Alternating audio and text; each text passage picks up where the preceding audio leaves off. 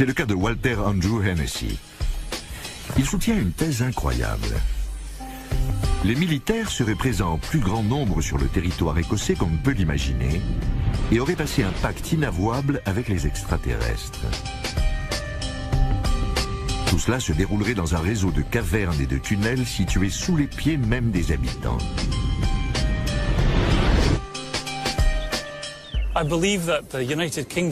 Je pense que le Royaume-Uni est l'un des endroits qui a le plus de lieux souterrains, tout particulièrement dans le centre de l'Écosse.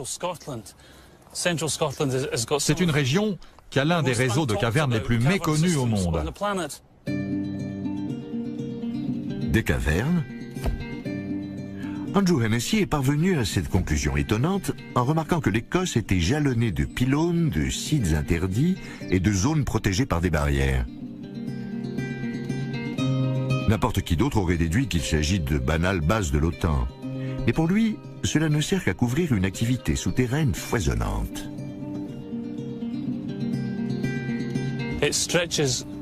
Cela s'étend jusqu'à Dunfermline pendant des kilomètres et des kilomètres. Au-dessus des transmetteurs, des pylônes et des paraboles du centre de contrôle militaire, j'ai vu un vaisseau spatial lumineux en forme de cube avec plein de lumière bleue. Andrew dit qu'il a découvert l'entrée d'un tunnel sur cette colline, près de Bonny Bridge.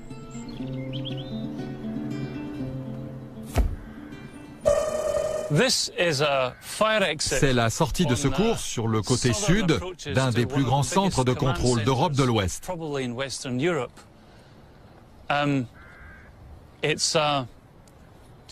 C'est la sortie de secours de la base souterraine. Si vous vous demandez ce que les extraterrestres complotent avec l'armée, c'est tout simple. Andrew dit que les envahisseurs vivent dans un empire grand comme une galaxie et s'approvisionnent sur Terre. Ils ont un empire immense. Ils ont mis au point un système de portails dont l'un se trouve dans le West Lothian près de Bonny Bridge.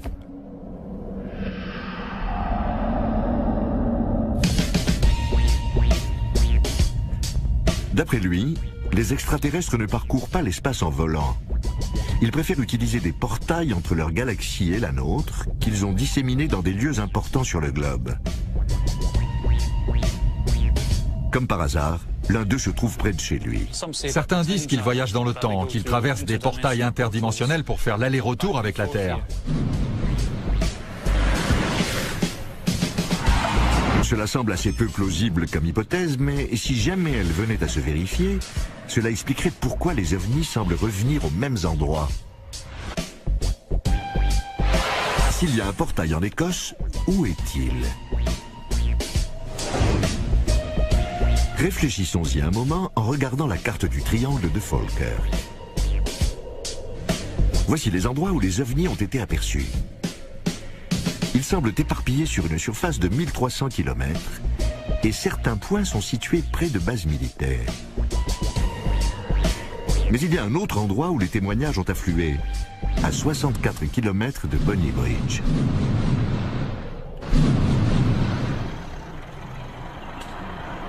Il s'agit de la petite ville de Roslyn, dans le sud du triangle. C'est là que les ovnis ont été décrits avec le plus de précision et que la photographie présumée la plus nette a été prise. Andrew Hennessy s'en sert d'ailleurs comme preuve. Ce vaisseau spatial a été photographié le même soir près de Roslyn.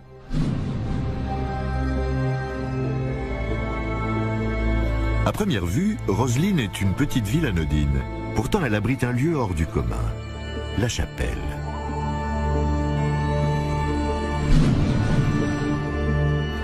C'est l'un des endroits les plus mystérieux au monde.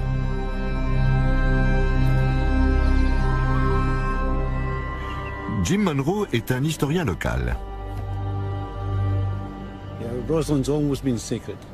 Roslyn a toujours été un lieu sacré. C'est l'un des sites les plus sacrés en Grande-Bretagne, sinon au monde. Nous avons fait des recherches qui nous ont menés en l'an 700, une époque où il y avait certainement des druides. C'est aussi l'épicentre d'une des théories du complot les plus étranges. Voilà les faits dont nous disposons. La chapelle a été bâtie en 1446 par William Sinclair. On dit qu'il faisait partie des Templiers, un ordre chrétien très riche et très puissant qui a fini par être excommunié par le pape. Quel rabat-joie! Depuis, on a murmuré que les Templiers avaient trouvé le secret de la vie éternelle. Plutôt farfelu, non? Mais pas autant que la théorie qui a conféré à Roselyne sa célébrité récente. Dans Da Vinci Code, Dan Brown écrit que c'est dans la chapelle de Roselyne que les Templiers ont enterré le Graal. Leur raison? Ils ont découvert le secret le plus inavouable du Vatican, le christianisme est une supercherie. Lynn Pecknett est une auteure qui a également écrit sur Roselyne. Le public cherche à croire en quelque chose. Da Vinci Code est un roman policier palpitant qui a attiré l'attention des lecteurs. Il leur a dit « Attention, on nous a dissimulé la vérité pendant 2000 ans sur la nature d'un phénomène primordial. Le christianisme. Tout d'un coup, on découvre que tout est faux. »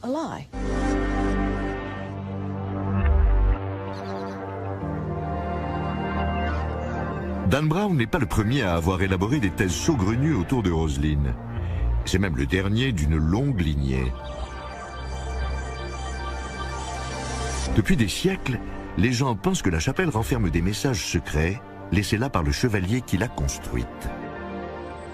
À Roselyne, tout est marqué, numéroté et au bon endroit.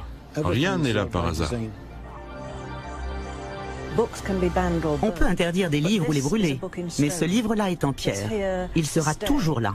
Personne ne semble savoir ce qu'il nous dit. Il y a des millions de théories à ce sujet, presque autant que la chapelle a de visiteurs.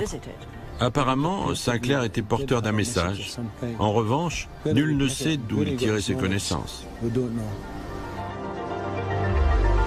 C'est déjà bien assez mystérieux, mais cela le devient encore plus quand on relie tout cela aux ovnis que les gens affirment avoir vus.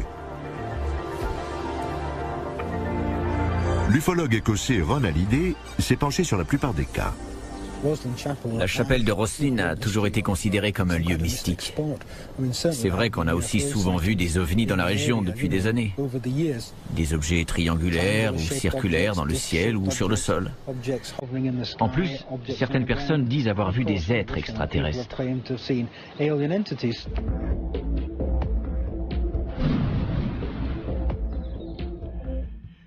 Plusieurs personnes ont émis l'hypothèse que certains détails inexplicables présents dans la chapelle étaient dus aux extraterrestres. Par exemple, des sculptures de maïs américain, sculptées bien avant que l'Amérique ne soit découverte. Ou ces plantes grimpantes enroulées autour du pilier de l'apprenti, en une représentation quasi parfaite de la double hélice de l'ADN. Des extraterrestres super évolués ont peut-être donné certaines connaissances avancées à William Sinclair pour qu'il laisse ces messages. Vous trouvez l'idée extravagante?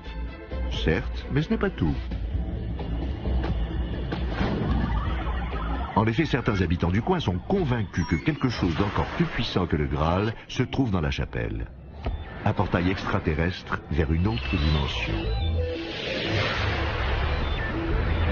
D'où leur est venue cette idée?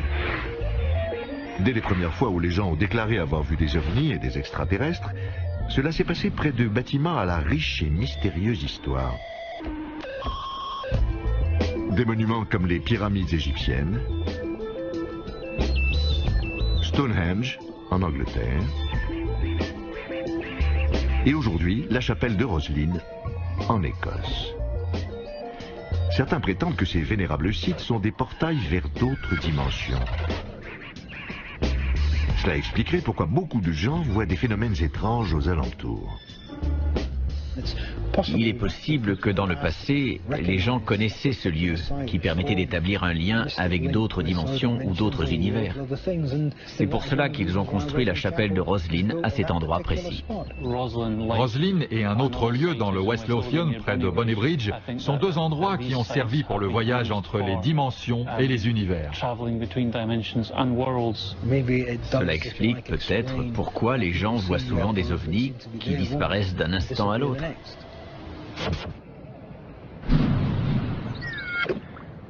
Contre toute attente, les experts auxquels nous avons demandé de trouver le portail de Roslin disent être tombés dessus. Tout à coup, je me suis senti soulevé du sol. Je pouvais sentir avec mes mains où se trouvait le portail, où il commençait et où il finissait. C'est peut-être un portail vers une autre dimension. Qui sait?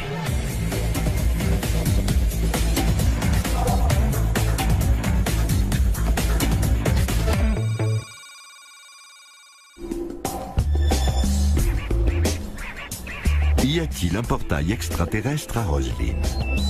Si c'est le cas, le code mystérieux se trouvant dans la chapelle peut-il servir à l'ouvrir?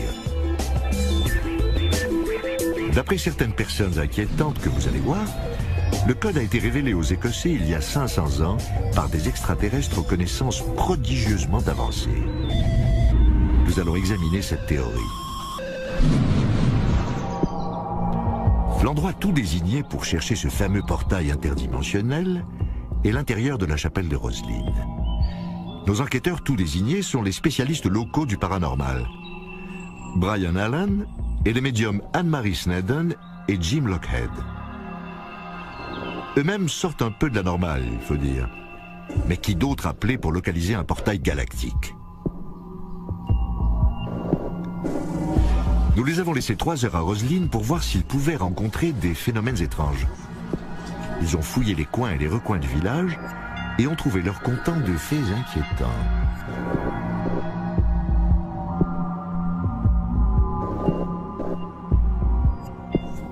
L'un des guides m'a demandé de me tenir sur une dalle précise dans la crypte. J'ai eu une sensation incroyable. J'ai senti une espèce d'ondulation sous mes pieds, comme si j'étais sur un tapis en caoutchouc et que quelqu'un le faisait bouger. C'était vraiment extraordinaire. Le guide m'a demandé ce que je ressentais. Je lui ai dit et il m'a répondu que ce n'était pas étonnant vu que tous ceux qui se placent à cet endroit ressentent la même chose. J'ai eu l'impression d'arpenter un bateau de la poupe à la proue. Je ressentais un roulement agréable dans mon corps. C'est difficile à décrire. Cela n'allait pas sur le côté.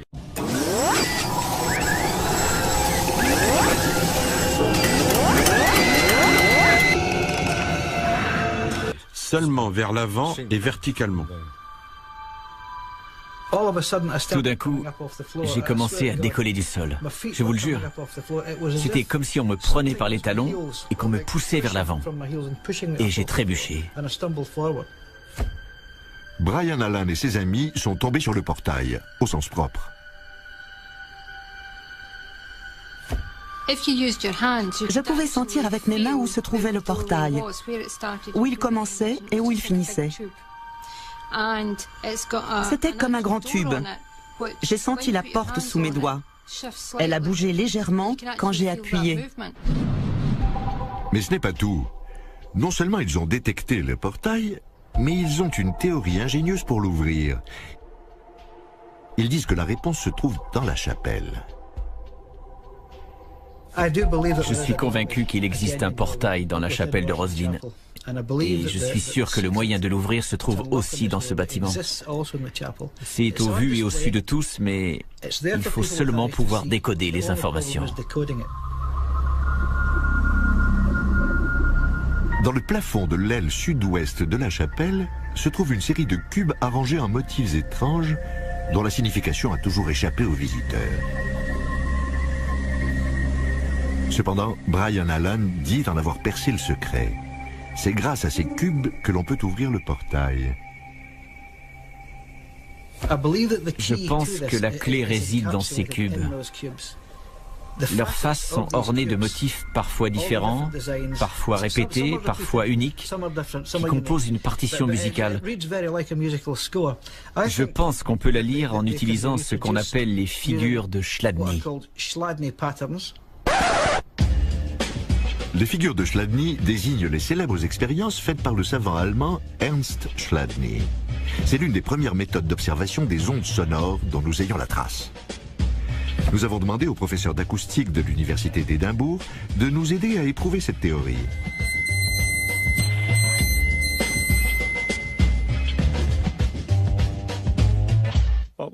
J'ai ici une plaque carrée qui est fixée au milieu, mais dont les côtés peuvent vibrer.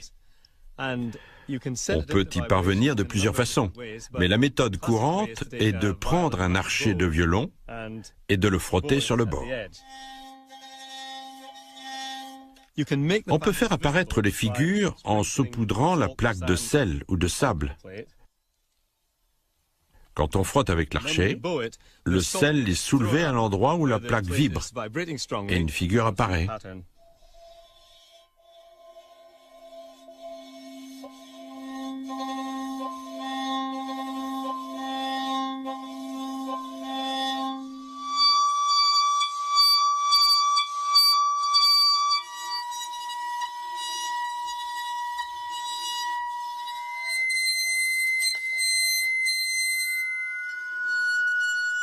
Professeur, est-il possible que Brian Allan ait raison?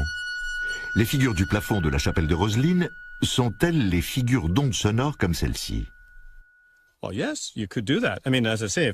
C'est possible, hein? Si on joue une note précise, on peut en trouver le ton sur un piano et l'écrire.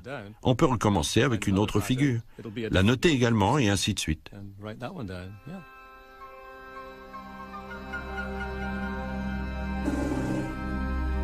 Brian Allan pense que les figures présentes sur les faces des cubes représentent des séries de notes. Selon lui, elles indiquent une mélodie qui fera vibrer les cubes et permettra l'ouverture d'un portail interdimensionnel.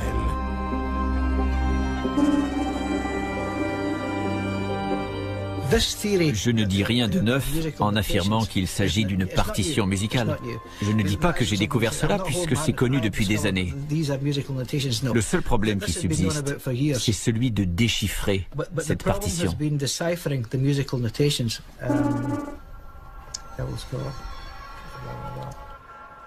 Selon les médiums, le portail s'ouvrira si l'on joue les notes qui figurent sur les cubes de pierre.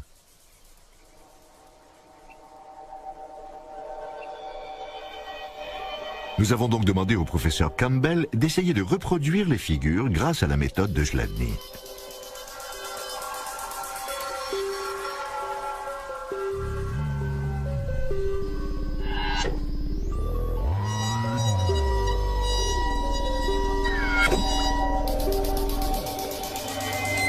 Il a essayé différentes substances sur sa plaque et avec plusieurs parties de son archet, 3 heures durant.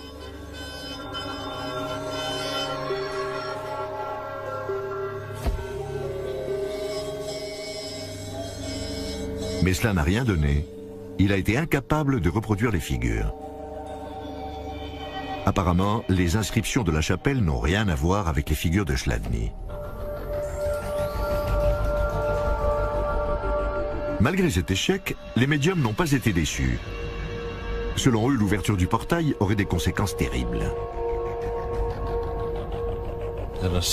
Il y a plusieurs portails de par le monde. Je suis persuadé que si on en ouvre un, tous les autres s'ouvriront. Et ce sera le chaos. L'idée d'ouvrir un portail me terrifie. On ne sait pas ce que l'on va laisser rentrer.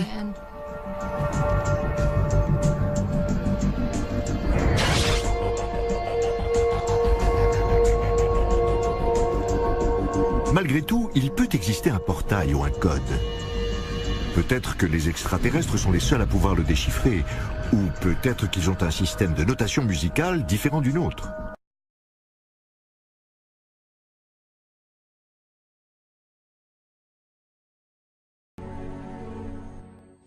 Si vous allez un jour à une convention d'ufologues, comme il y en a des centaines chaque année, vous constaterez qu'on accorde une grande attention aux gens qui disent avoir été enlevés par des extraterrestres. Et on ne peut pas parler d'ovnis et d'ufologie sans aborder ce phénomène. Cependant, en entendant les témoignages qui vont suivre, n'oubliez pas ceci. Les psychologues disent qu'il n'y a aucune raison de penser que ces soi-disant kidnappés sont plus perturbés que la moyenne de la population. Nous sommes des gens parfaitement normaux. Vous nous côtoyez au travail, dans votre famille, parmi vos amis. Pourtant, nous vivons des expériences extraordinaires. Et nous cherchons tous à comprendre ce qui nous arrive. Qui est derrière tout ça et pourquoi? Cette nuit-là, j'étais couché quand 4 de ces êtres sont entrés chez moi. J'étais réveillé dans mon lit. Je ne sais pas d'où ils sont venus, ni comment. Mais ils sont entrés très rapidement et se sont avancés vers moi. Soudain, ils se sont tous retrouvés à côté de mon lit, à ma droite. Je me suis tourné vers eux. J'étais sûr que j'allais mourir. Ils mesuraient 1,20 m. Et m'ont paru très froid. C'est extrêmement dérangeant d'être dans une pièce avec quelque chose qui n'est pas censé exister. J'ai été emporté à bord du vaisseau et emmené dans une pièce complètement scellée. Je ne peux pas parler de ce qu'on m'a fait là-bas, c'est trop personnel. C'est incroyable. Ils sont dans ma chambre. Ils sont dans la chambre. Ils sont tous les deux à ma gauche. Deux à gauche. Ils sont de nouveau là, à ma gauche. Ils sont là. Bud Hopkins est un artiste qui a consacré les 25 dernières années à faire des recherches, convaincu que les extraterrestres sont parmi nous et qu'ils enlèvent des gens. À quoi ressemblait-il? 1,20 m, 1,35 m de haut. Il consigne les récits de gens emmenés à bord de vaisseaux spatiaux puis ramenés sur Terre avec un souvenir confus ou inexistant de cette expérience. Je suis incapable de bouger. Pourtant j'essaie. J'ai travaillé avec des centaines et des centaines de kidnappés. Et il ne fait aucun doute que ça dure depuis des années. Peut-être pas aussi fréquemment que ces derniers temps, mais avant, on ne savait à qui raconter cela. La majorité des gens ont l'impression que ça n'a pas pu leur arriver. C'est Bud Hopkins qui a convaincu une grande partie de la communauté des ufologues que l'abduction est un phénomène réel. Je conserve les dessins de ce dont les gens se souviennent à l'intérieur du vaisseau, en particulier le visage des extraterrestres. Je fais ça depuis de nombreuses années, depuis 1975. La caractéristique principale est le crâne énorme, alors que la bouche est presque inexistante, une fente minuscule. Bud Hopkins a été le premier. Il a publié des ouvrages et des articles dans des magazines, a donné des conférences, puis les autres ont suivi.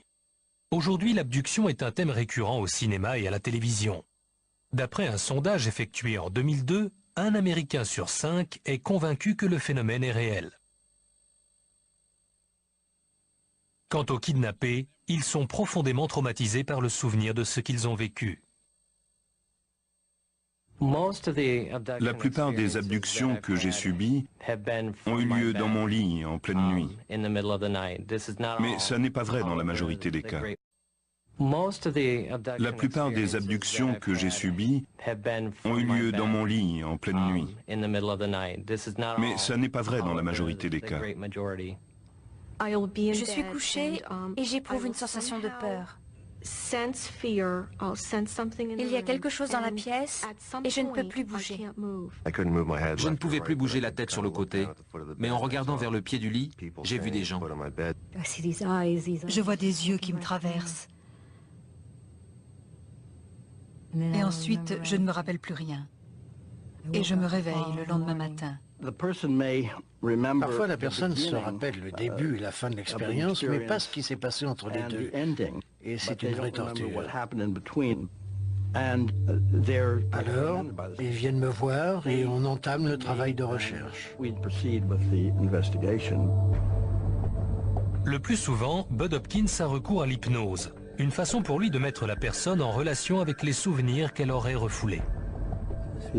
Installez-vous confortablement, détendez-vous. L'hypnose peut s'avérer très utile. Quand un individu est détendu, on arrive à éliminer les sensations parasites et à obtenir un souvenir net de ce qui s'est passé. Vous êtes dans votre lit. 1, c'était il y a longtemps, veuillez retourner. 2, vous y êtes presque. 3. Il me regarde très attentivement. Je dis « il », mais je ne sais pas. Une des choses qui a attiré mon attention dès le départ, c'est la similitude entre tous ces cas, les mêmes détails qui revenaient toujours. Grâce à la régression sous hypnose, je me suis rendu compte qu'il y avait un vaisseau spatial d'une trentaine de mètres de long à gauche de ma maison. Un extraterrestre en est descendu et s'est retrouvé à côté de mon lit. Il tend la main, je tends la mienne. Sa peau est toute parcheminée, très sèche au toucher. Et puis je ne me rappelle plus comment, mais on flotte dans les airs. Ils m'ont amené devant une créature tellement horrible que je ne pourrai jamais l'effacer de ma mémoire. Elle mesurait plus de 2 mètres de haut. Très grand, très mince, effrayant, parfois presque comme un insecte. Ça me terrifie. Je me retrouve dans une pièce, allongée sur un brancard, et cette créature, je ne sais pas comment le dire, elle m'écarte les jambes. Ils m'enfilent une espèce de suspensoire auquel est fixé un tube rattaché à une machine et ils m'extraient du sperme. Je ne sais pas comment. Ensuite, la femme amène un bébé et me le tend. Immédiatement, je sais que c'est le mien. Je dis, c'est mon bébé. Mais elle me le reprend et dit, non, il est à nous. 5, vous commencez à vous réveiller. 4, vous vous réveillez. 3, vous y êtes presque. 2, 1, vous êtes réveillé. Je suis content qu'on l'ait fait. On ne savait pas tout ça. Non. Bud étudie tout cela depuis très longtemps. J'apprécie beaucoup la compréhension dont il fait preuve et l'aide qu'il apporte aux gens. C'est un homme bon. Mais la compétence de Bud Hopkins dans l'hypnose est contestée par les psychologues. Rien ne prouve que l'hypnose peut aider à retrouver des souvenirs, ni que les souvenirs éventuellement retrouvés soient précis. Sous hypnose, on a la sensation que l'expérience est vraie. On accorde du crédit à ce qui remonte. Or, la plupart du temps, c'est un pur produit de l'imagination et de la suggestion. Comme d'autres psychologues et chercheurs à l'université de Harvard qui ont travaillé avec des kidnappés, le docteur Susan Clancy pense qu'un trouble du sommeil assez répandu explique la majorité des cas d'abduction. Quand on leur demande de raconter le début de leur expérience, les sujets interrogés décrivent quelque chose qui ressemble étrangement à la paralysie du sommeil. Voilà comment ça se passe. On se réveille, généralement en pleine nuit, on est terrifié, paralysé, submergé par un sentiment de peur. Certains disent sentir une présence, quelque chose qui se trouve dans la chambre. D'autres voient des formes ou des lumières. Ça arrive très souvent. Au cours d'un épisode de ce genre, la personne sort d'une phase de mouvement oculaire rapide ou de sommeil paradoxal qui correspond aux périodes de rêve. Pendant cette phase, tout le corps est paralysé, et heureusement, car sinon on vivrait ses rêves. Mais parfois, il arrive que les yeux du dormeur s'ouvrent. Il voit sa chambre. Il est réveillé, conscient. Il se rend compte aussi qu'il est totalement paralysé. Brusquement, il sent son corps parcouru de fourmillements. Il voit des éclairs lumineux, il entend des bruits et sent comme une présence dans la pièce. Si on ignore ce que c'est, ça peut être très angoissant. Ce genre de manifestation existe depuis toujours et dans toutes les cultures. Ainsi, il y avait les incubes et les succubes, les démons qui rendaient visite aux gens au Moyen-Âge. Chez nos sujets, ces visiteurs sont interprétés comme des extraterrestres. Ces personnes finissent par se rendre chez un hypnothérapeute qui souvent partage leurs convictions. Pendant ces séances de régression, le thérapeute les ramène au moment où elles étaient paralysées dans leur lit pour tenter de comprendre ce qui s'est passé. C'est à ce moment-là que remontent ces souvenirs. Elles sont emmenées hors de la pièce par la fenêtre jusqu'à un vaisseau. Là, des créatures extraterrestres leur font subir des expérimentations de reproduction hybride, etc. Et c'est comme ça qu'on se retrouve avec une victime d'abduction. Pourtant, convaincus de la réalité de leur expérience, ces gens rejettent toute explication psychologique. Ce ne sont pas des divagations.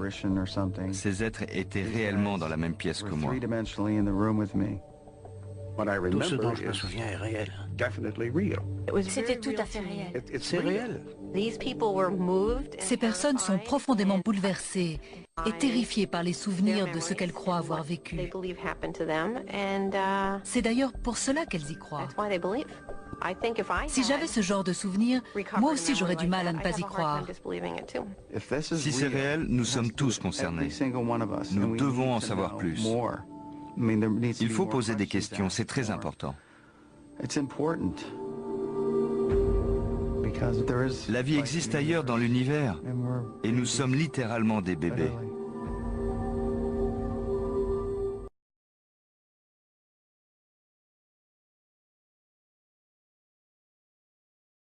Toutefois, dans une interview exclusive pour Secrets et Mystères du Monde, cet homme, David Adair, un expert de renom mondial dans le domaine des technologies de l'espace, a accepté de faire des déclarations publiques sur sa propre expérience dans la zone 51.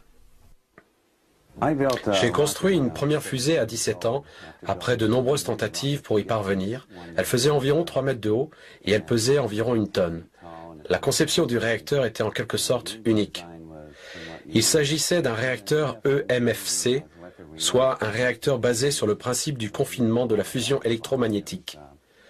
On a eu le soutien de tout le monde. Avec l'aide du Congrès et celle de l'armée, une fois l'engin prêt, on l'a transporté à la base aérienne de Wright-Patterson et puis jusqu'à White Sands, au Nouveau-Mexique. Le 20 juin 1971, on a procédé au lancement. La fusée était extrêmement rapide. Elle a décollé de l'endroit prévu et Arthur Rudolph m'a transmis les coordonnées par radio pour la faire atterrir à Groom Lake, au Nevada. La fusée a atterri grâce au parachute qui était attaché et nous avons pris l'avion de White Sands à Groom Lake. À notre arrivée, on a pu constater 2 pistes d'envol de plus de 3000 mètres chacune, ce qui est une base aérienne importante. Une fois au sol, quand nous sommes arrivés au hangar central, nous nous sommes arrêtés et tout à coup, le sol tout entier s'est affaissé sous nos pieds. En fait, nous étions sur un ascenseur géant. On est descendu à environ 60 mètres sous terre et lorsque nous sommes enfin sortis, on a vu qu'on se trouvait dans une installation gigantesque, surmontée d'une sorte de toit en cascade comme un arc-en-ciel. Et puis les murs ont glissé et on a alors aperçu d'énormes espaces de travail et des bureaux. On est passé à côté d'une rangée d'ateliers et dans un couloir d'accès de marchandises, là, on s'est arrêté devant un hangar sur notre gauche. Et ils sont descendus. Puis cet homme a ouvert des portes coulissantes. Nous sommes entrés dans cette pièce avec des lumières partout et c'était frappant car il n'y avait aucune ombre. Un peu comme dans un atelier de peinture. Et il y avait quelque chose sur une énorme table qui était recouvert. Ils ont appuyé sur un bouton et des câbles ont soulevé l'énorme couverture. Quelle surprise, c'était un réacteur EMFC, mais celui-ci avait la taille d'un autobus. Mon réacteur et celui-ci fonctionnaient selon les mêmes principes, mais le mien, c'était l'équivalent d'une 2 chevaux, alors que celui-ci, c'était une Ferrari. C'était incroyablement sophistiqué. Il était clair que ce réacteur n'aurait pas pu être fabriqué à notre niveau d'avancement technologique. Cet engin était énorme, et pourtant, il n'y avait pas le moindre câble, pas de vis, pas de rivet, aucun boulon, aucune soudure, aucun raccord, rien. comme si l'engin entier était fait d'une seule pièce. Quand on touchait le réacteur, c'était encore plus étonnant. Où que vous le touchiez, votre peau créait des tourbillons, fort jolis, qui partaient de l'endroit du contact et traversaient la coque de métal. L'onde se propageait sur 2 mètres de rayon dans toutes les directions. C'était vraiment intéressant, c'était sensible au toucher. C'était trop pour moi. Ce réacteur ne pouvait pas leur appartenir. C'était impossible, en raison de sa conception. Nous n'avions pas la technologie requise, ni à cette époque, ni même aujourd'hui. Alors je me suis énervé, et eux aussi. Ils m'ont ordonné de redescendre. Je commence à descendre, mais cette fois, lorsque je touche la paroi du réacteur, les tourbillons bleus et blancs deviennent rouges flamboyants. Ils sont orange et rouge traversant la coque. J'étais si surpris de voir que je m'arrête. Et à mesure que je retrouve mon calme, les couleurs retournent au bleu et au blanc.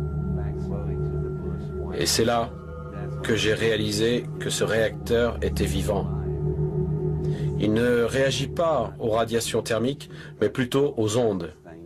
Il s'agit en fait d'un réacteur symbiotique. Autrement dit, il est capable de communiquer avec les occupants de l'aéronef. Ils avaient des engins volants ressemblant à des soucoupes qui se sont écrasés au sol. Ils ne comprenaient pas ce qui les faisait fonctionner. Ils se servent en fait d'êtres humains par la voie de la télépathie. Un peu comme dans le cas du projet de Remote Viewing. Ils peuvent, en connexion avec la zone 51, déterminer comment ces appareils étaient commandés par la pensée. Si vous doutez, je vais vous parler de développement récent. À l'université de Princeton, au laboratoire de recherche Pear Labs, le professeur Robert Jahn travaille en ce moment même sur le nouvel avion de combat X-29 et plus particulièrement sur un module de transmission par lequel le pilote, dans son casque, est connecté au cerveau-commande de l'avion au moyen d'électrodes reliées à son crâne, et ce sont ses pensées qui font réagir l'avion. Une véritable relation symbiotique entre le pilote et l'avion. C'est quand je suis redescendu du réacteur et que je l'ai regardé que je me suis vraiment rendu compte qu'il était d'origine extraterrestre. Cette conception n'avait rien à voir avec notre technologie. J'ai compris que cet engin était en fait la preuve que tout le monde cherche, et ça m'enrageait qu'ils cachent cette information du public, car ils n'ont aucun droit de faire ça. Cet épisode s'est terminé lorsque David fut écroué jusqu'à l'arrivée du général Curtis LeMay, à l'époque commandant de la division stratégique de l'armée de l'air, qui l'a escorté jusque chez lui. Oui, LeMay est revenu me chercher. Il m'a fait comprendre qu'il n'en avait pas terminé avec moi. Il m'a assuré qu'il me couvrirait, mais qu'il reviendrait dans ma vie tôt ou tard. Et le général avait raison. À peine s'était-il diplômé, David Adair reçut sa convocation au service militaire pour 8 années au service de la marine de guerre des États-Unis. Mais le jeune spécialiste en fusée reste parmi les seuls à avoir vu et touché ce qu'il considère encore comme étant un réacteur symbiotique, voire même biologique, d'origine extraterrestre. Et si les mystérieux engins volants vus dans le ciel de la zone 51 n'avaient pas été récupérés à la suite d'accidents d'OVNI, notre gouvernement aurait-il pu collaborer en secret avec une autre civilisation? Existe-t-il des relations d'amitié entre nous et des êtres venus d'un autre système?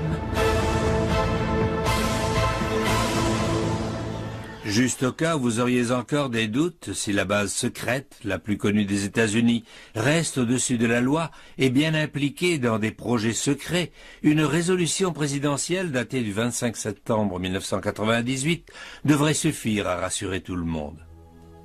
Dans ce document, le président Clinton exemptait les forces de l'armée de l'air, opérant à proximité, de toutes les législations portant sur les déchets dangereux ou solides, tant à l'échelon fédéral, de l'État qu'interétatique, et qui supposerait la divulgation de renseignements classés secrets et dont la divulgation serait préjudiciable à la sécurité nationale. Mais de qui doit-on protéger la nation? Personne ne met en cause les déclarations de Robert Lazar sur son travail sur un modèle grandeur nature de ce vaisseau extraterrestre. Il s'agit de l'information la plus importante des 100 dernières années. Et d'après David Adair, un réacteur encore plus grand et avec des proportions et une puissance énorme serait également entre les mains du gouvernement des États-Unis depuis plus de 30 ans. Mais que peut-on déduire de la description d'une technologie d'origine extraterrestre? Comment est-elle arrivée aux mains des hommes? D'après Robert Lazar, il aurait eu accès à des renseignements qui pourraient constituer une preuve irréfutable de l'existence de vie intelligente sur d'autres planètes. Dans l'interview filmée de Lazar, il affirme qu'on lui a montré des documents officiels lorsqu'il se trouvait dans la base top secret S4, disant noir sur blanc que les êtres qui nous ont transmis les secrets sur la soucoupe volante provenaient du système stellaire Zeta Reticuli, situé à quelques 35 années-lumière de la Terre. Ces êtres feraient entre 1 mètre et 1,50 m et pèseraient entre 12 et 25 kg. Une peau grisâtre et un grand crâne avec des yeux panoramiques en forme d'amande. Ils seraient en mission sur la Terre depuis longtemps et ont présenté des photographies qui dateraient d'il y a plus de 10 000 ans. Des échanges de matériel et d'informations ont eu lieu dans le Nevada jusqu'en 1979, lorsqu'un conflit mit fin au programme de façon soudaine.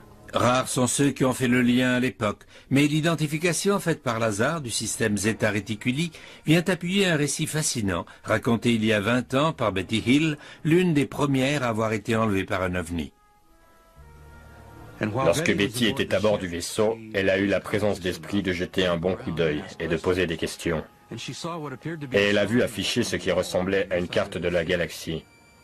Elle a demandé au présumé leader du groupe ce que cela représentait. Et il a répondu, « Bien, voyez, ceci représente notre secteur de l'univers. » Et ça, Betty s'en souvient clairement. Il semblerait que cela soit gravé dans son subconscient, ce qui lui a par la suite permis de retracer un schéma de ce qu'elle avait vu sur la carte dans le vaisseau. Personne ne savait ce que cela représentait, excepté une jeune astronome très brillante, Marjorie Fish. Elle l'a regardé et elle a dit « Je pense que je peux déchiffrer quelque chose. » Et, au bout de 6 années de recherche, Marjorie a reconstitué ce qu'elle pensait être la carte dont Betty avait le souvenir. Se trouvaient ici plusieurs systèmes stellaires qui n'ont été découverts que vers la fin des années 60. Les découvertes ultérieures ont alors rendu la carte interprétée par Fish valable. Le système stellaire, d'où le commandant du vaisseau a dit à Betty qu'il provenait, est appelé Zeta Reticuli. Betty Hill aurait-elle pu inventer tout ça? Et Bob Lazar aurait-il tiré ce nom d'un chapeau de magicien? Ou sommes-nous enfin en présence de preuves irréfutables de la venue d'extraterrestres sur Terre, voire d'enlèvements liés à la zone 51? Betty et Barney n'ont pas menti, car dans les années suivantes, leur récit n'a constitué qu'une partie infime de la vaste quantité de preuves confirmant que ces événements sont réels.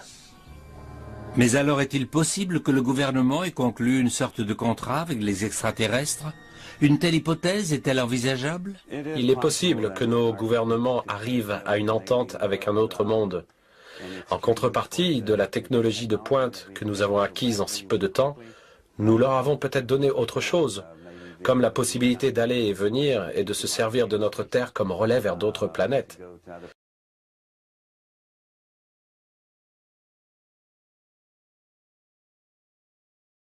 À la fin de l'été de cette année-là, la télévision, la radio et les journaux de l'Amérique ont envahi la place pour couvrir un fait divers étonnant. Probablement le plus étrange et le plus incroyable de cette décennie. À l'époque, les médias américains n'avaient d'intérêt que pour l'espace et les objets volants non identifiés. Au cœur de cette controverse, un couple de fermiers, Elmer Sutton et son épouse Vera. Mon père, Elmer Lucky Sutton, il avait hérité de ce surnom de Lucky parce qu'il était chanceux. Il a vécu beaucoup d'adversités dans sa vie. Il a quitté la maison durant le carnaval à l'âge de 14 ans. À l'époque, la femme de son père, Vera, était un peu plus âgée que lui. Mais ils avaient du plaisir ensemble, de vrais adolescents. Ils avaient monté un spectacle tous les deux, où mon père lançait des couteaux dans sa direction. Accrochés à une planche, les couteaux venaient se planter tout autour d'elle. De quoi donner la chair de poule. Pourquoi ils faisaient ça, je n'en sais rien, mais ils l'ont fait. Ils étaient comme ça. Croquis à l'appui, le couple Sutton, leur ami Billy Ray, son épouse et leur enfant, ont affirmé avoir été attaqués par des nains aux yeux jaunâtres, avec de grandes oreilles pointues, et marchant portant leurs bras levés au-dessus de leur tête, comme si on les dévalisait, diront plus tard la famille. La presse à sensation titrera extraterrestre venu de l'espace. La rencontre Kelly-Hopkinsville en 1955 est vraiment une histoire fascinante. La maison était pleine. Nous formions une famille de 14 personnes. Il y avait mon père, ma grand-mère, mes oncles. Nous étions 14 dans la maison ce soir-là. Le 21 août 1955, vers 19h, Billy Ray Taylor sort chercher de l'eau au puits. Levant les yeux, il aperçoit une lumière étrange qui tombe dans un ravin. Étonné, il se précipite à la ferme des Sutton pour raconter son histoire. Il ne savait pas ce que c'était. Il est rentré dans la maison et a raconté ça à tout le monde. Je croyais qu'il essayait de nous faire une blague, parce qu'il était assez habile à ce jeu. Désintéressé, Elmer jette un œil à la fenêtre. Mais il insistait, il ne lâchait pas.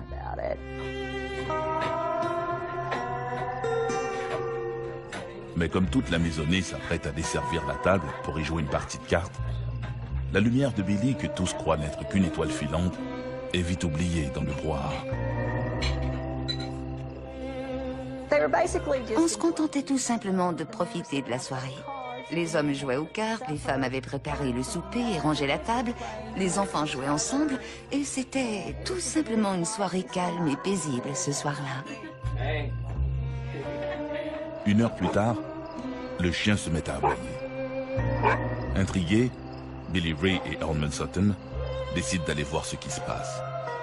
Alors mon père s'est levé et a dit « Viens me montrer ce que tu as vu ». Et ils se sont rendus près du puits. Billy Ray a pointé le ciel. En lui décrivant ce qu'il avait vu, mon père lui a dit que ça devait être une étoile filante ou une pluie météorite, parce qu'il y avait beaucoup de météorites ce mois-là. Et il a répondu « Non, non, Loki », parce que le surnom de mon père était Loki. « Non, Loki, ce n'était ni l'un ni l'autre. C'est quelque chose que je n'ai jamais vu. » Alors ils sont revenus vers la maison, et comme ils allaient rentrer, ils ont aperçu quelque chose qui sortait du bois. Quelque chose qui mesurait environ 1 mètre, 1 mètre et demi. Ils se sont précipités dans la maison et ont annoncé à tout le monde « Il y a quelque chose, mais on ne peut pas expliquer ce que c'est. » C'est là que ma grand-mère s'est dit que pendant qu'ils étaient dehors, les 2 gars avaient échafaudé toute cette histoire pour faire peur aux filles. Alors on leur a dit d'arrêter parce qu'ils faisaient peur aux enfants.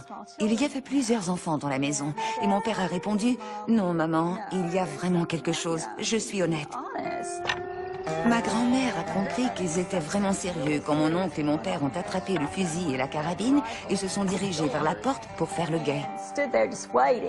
Pas longtemps après, ils sont sortis et les coups de feu ont commencé. Un vrai western.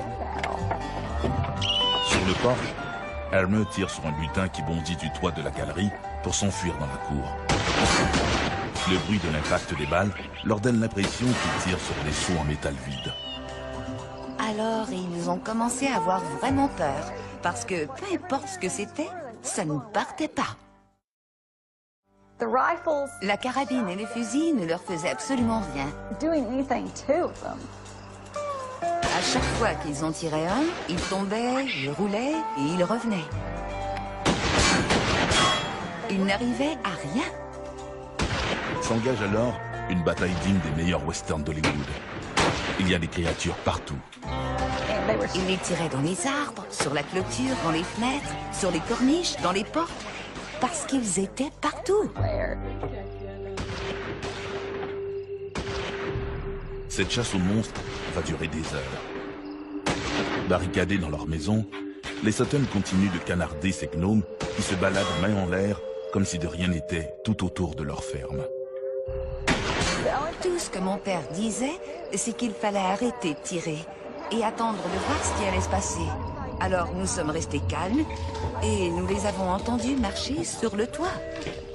La famille était terrifiée. Tout le monde avait l'impression d'être la cible d'une attaque très sérieuse. Ils ne savaient plus que faire.